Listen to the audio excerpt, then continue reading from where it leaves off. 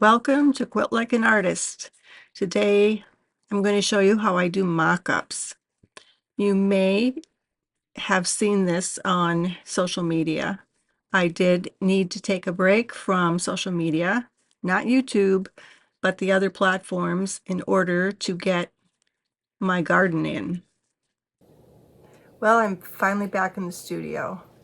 I spent a number of days in the garden getting it in. It's early morning here right now, if you can see through the window. And not only is it early in the morning, but we finally got rain. So yesterday I spent quite a bit of time getting the last of the seeds planted, and I woke up this morning to thunder and lightning and rain, and I just was smiling ear to ear because I knew all my plants were smiling ear to ear out there. So anyway, it's supposed to rain all day today, and it's supposed to rain tomorrow as well. So that means lots of studio time. So not sure what I'm going to be working on, but you'll find out when I find out. So I still did not really know what exactly I was going to work on today. So I started by putting all my units up on my design wall, just rearranging them and pinning them up, and just to get another look at what I actually have to work with, and do I want to work with all of it. And then I was thinking, oh, I wish I had the physical pattern for the duster so that I could gauge like the scale of the sewn pieces, and I could gauge how much more fabric I need and all that kind of thing. But I won't get the pattern until I go to the workshop. So I decide I'm going to do a digital mock-up and see if I can gauge at least what I like. So I start by photographing what I have on the wall and bringing it into Photoshop.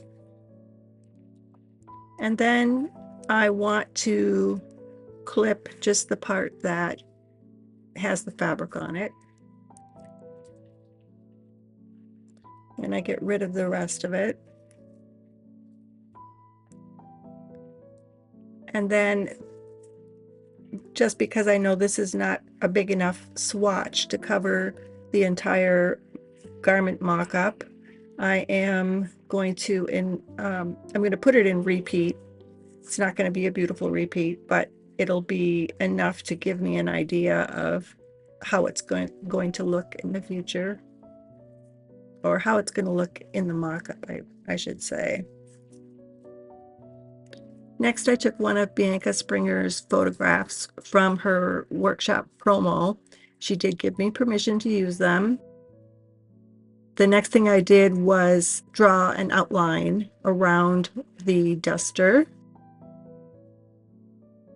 And then I was able to go in and take that image that I had just created of the fabric and put it in, and then scale it so that it's approximately the right scale, and move it around, and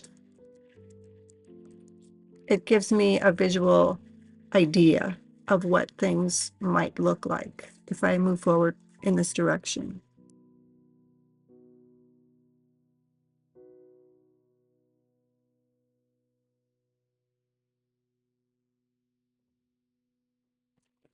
So if you've been following me, you know this is the third in a series of videos on making this duster.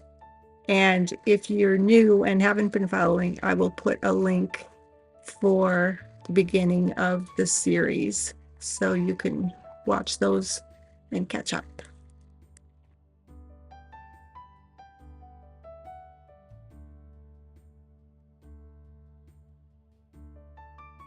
Here you can see the back of the coat, and here's the front, and I actually played with some lining. And then I thought, what if I made the first one and used just the lining fabric with none of the piecing, since I have not sewn this garment before, since I have not sewn a garment for many, many, many years. maybe I should make the first duster out of regular fabric, and if that works out, then use the pieced fabric. So that's what I'm noodling on right now. You know what? I thought this was done, and then as I was editing this video, I thought of another idea. So I took that image of the fabric on the wall, on the design wall, and I started playing around with it in Photoshop, and I came up with this. So of course, I wanted to audition it in my little doodle drawing of the duster, and I'm really kind of excited about it. What I would do if I went this route is I would create fabric, put it in repeat, upload it to Spoonflower, have them printed on something really nice like a linen. They have a lot to choose from. Actually, if I uploaded it to Spoonflower, anyone could buy it. However, that's not the goal here. The goal is to come up with some fabric for my duster.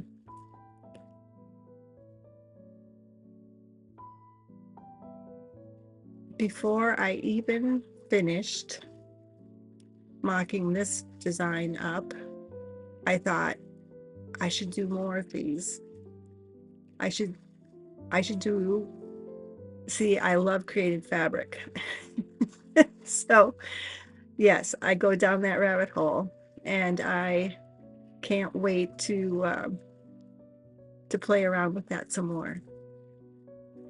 For this video, well, who knows how far I'll get. I am going to see what time allows and do as many designs as I can to show you.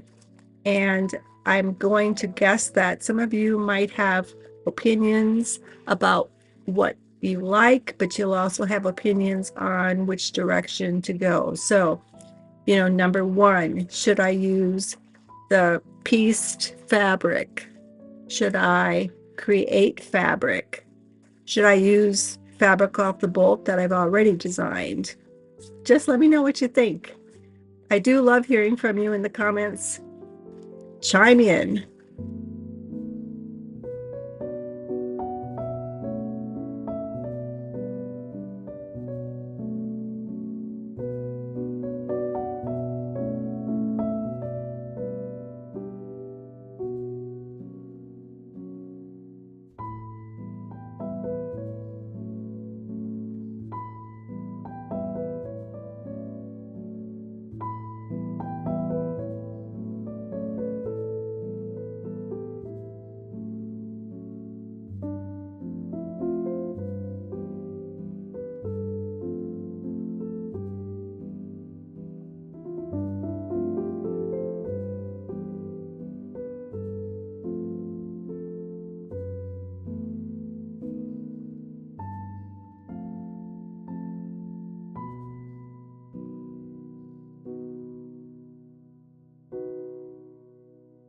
So that's it for today. Thank you for watching, and I'll see you next time.